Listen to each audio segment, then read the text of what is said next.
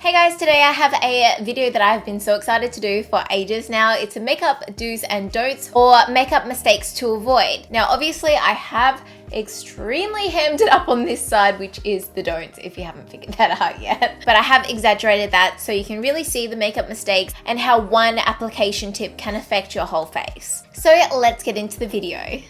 Okay, so starting out with the left side of my face for my mistakes, I'm taking a foundation straight on my skin without moisturizer or primer, and I'm using a foundation shade that does not match my skin tone. It is completely wrong, it's way too tanned, and then I'm applying it straight with my fingers, so it looks quite patchy and quite uneven, and I also didn't blend it down my neck, which you can see right there. On the right side of my face, I have started with moisturizer and then I'm going in with a primer. This is a brightening primer, like a glowing primer. It will help your makeup last longer and it will help it go on a lot smoother and more evenly.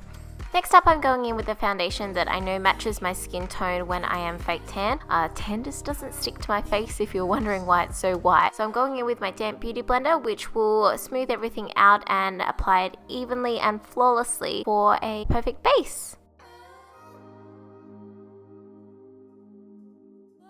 Moving on to concealer, I'm taking a concealer that is basically white compared to my tanned skin on this side of my face, and I'm just applying it underneath my eyes. Now this is a huge mistake because I'm not highlighting the correct areas and I'm not also highlighting other points on my face. I'm blending it out with a beauty blender but not very well. On the right side, I'm taking a concealer that is just a few shades lighter than my foundation color. You'll see that I'm placing it underneath my eyes in a triangle shape and also down my nose, a little bit on my forehead between my brows and my chin. You want to highlight the areas on your face where the light will naturally touch. So they are these areas, not just underneath your eyes.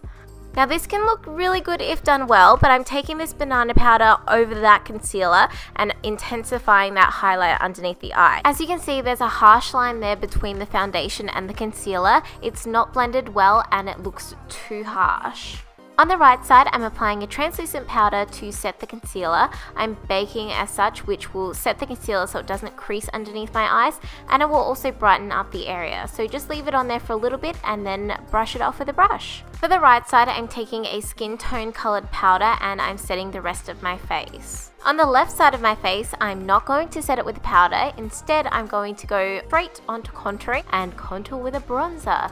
This is a huge no-no. As you can see, it just looks really dirty and muddy. Of course, I'm going a little bit over the top with it, but the other mistake you can make is taking a contour shade that is far too dark for your skin. This one is extremely dark and it ends up more looking like a line on the side of your face rather than a contour.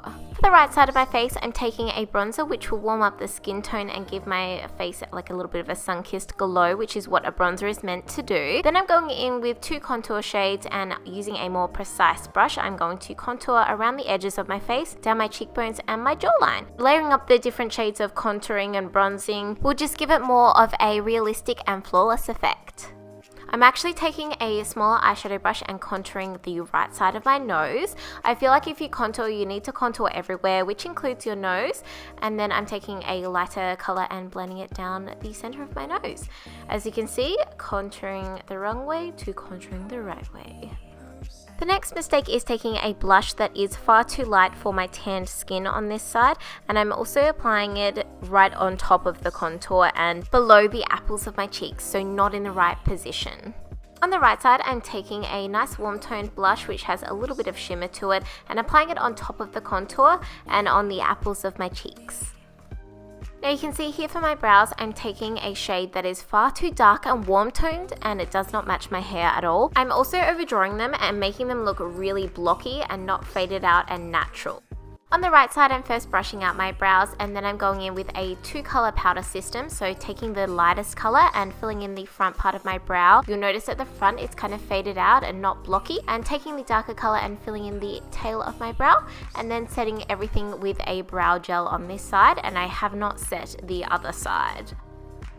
Not setting your eyelid can be a big mistake sometimes, so I'm taking this eyelid base and I'm applying it all the way up until my brow, so my whole lid space is covered, and then setting it with a bit of powder. Now if you were to prime the other side, a mistake would be just to prime the lid, so this will create like a little bit of a line where the crease is. The biggest mistake you can make is going in with a dark black color first up if you wanted a smokier eye. That wasn't dark enough, so I'm going to go in with a black matte color, and I'm just going to try and blend it out. Once you go in with a black shadow, it can be very hard to fix up. My best advice for going to attempt a smoky eye would be going in with a transitional color first, and then going in with deeper browns, but just starting off really light and then deepening it up and blending them out with big fluffy brushes along the way. Kind of how I explained the contouring, it works best if you layer things up and go from light to dark rather than just going straight in with the dark color or the wrong colors. Side note, don't forget to tap off the excess product on your brush before going in with it on your face. With the lid color, I'm just taking this really pigmented, light, shimmery color and placing it on the lid. I'm not blending it in. And then with the other side, I'm taking a nice golden champagne color and blending it into the colors already on my lid. The inner corner, I'm taking a bright white color and placing it on the inner corner and as a brow bone highlight. Not blending it in or anything. And then on the right side, I'm taking a nice champagne shimmery color and taking that on the brow bone and inner corner. You can see that it's a bit less harsh than the white. And don't forget to blend it all in together. To add to the dramatic effect, I'm taking a black pencil and outlining the lower lash line. I'm not outlining the waterline, just a big, thick black line on the lower lash line. It does appear to make the eyes bigger, but it doesn't do it any favors. On the right side, I'm taking some eyeshadows on the lower lash line and just deepening it up that way. And then I'm going to take the black liner on the waterline. You can see me blending them out, and just it's a lot less harsh and a lot more flattering for the lower lash line. Sometimes having too much on the lower lash line can make your eyes appear droopy, so it obviously depends what eye shape you have, but you can see the difference there. While my eye does look bigger on the left hand side, it's more in proportion to my face on the right hand side. I feel like one of the biggest mistakes you can make with winged liner is using the wrong product. I'm using a pencil liner here, and while you can definitely create a wing, I feel like it's way easier to create with a felt tip liner or a little gel pot and the correct brush. I feel like you can get a much sharper, more crisp line on the wing, and it's just easier to use in my opinion. And actually a lot easier to clean up if you don't get it perfect. I'm going in with a mascara that I personally just find it too clumpy and wet and messy, and I am going to place a lot of coats on my top and bottom lashes, whereas on my right hand side I'm taking a mascara that I can easily coat all of my lashes with, and it separates and gives a nice amount of volume and length. And there I'm going in with the mascara again on the left hand side. I like to use a second volumizing mascara on the right hand side just to build up the volume, and this can still look nice without being too much. I'm going to make a few mistakes with my lashes, so first up I'm going to take really big lashes and I'm not going to cut them to fit my eye shape. And you can see that when it's on, it just looks really ridiculous. For my right side, I'm taking some smaller lashes to suit my eye shape, and I'm actually trimming them, and then I'm waiting for the glue to get nice and tacky before I attach them to my eyes.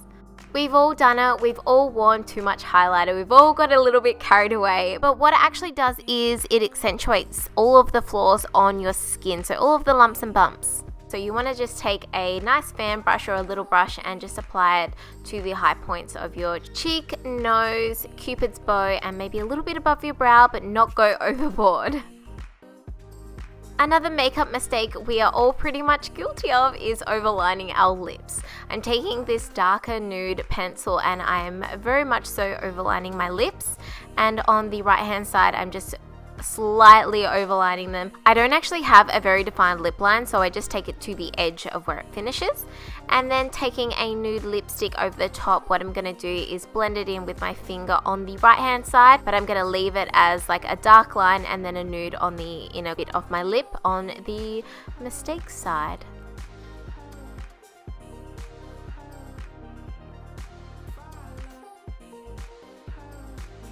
So there is my makeup do's and don'ts. I hope you guys picked up a few tips along the way. Give it a thumbs up if you enjoyed, and don't forget to share, subscribe, and follow me on all of my social media links listed down below. Thank you so much for watching, and I'll see you in my next video. Bye! Holy crap, it's so bright. I just filmed a makeup mistakes to avoid video. I hope people don't take offense. Like, I've just seen other people do them, so I'm like, I really want to do one, and I finally did it. So I'm going to put it up tomorrow night, Sunday night. But yeah.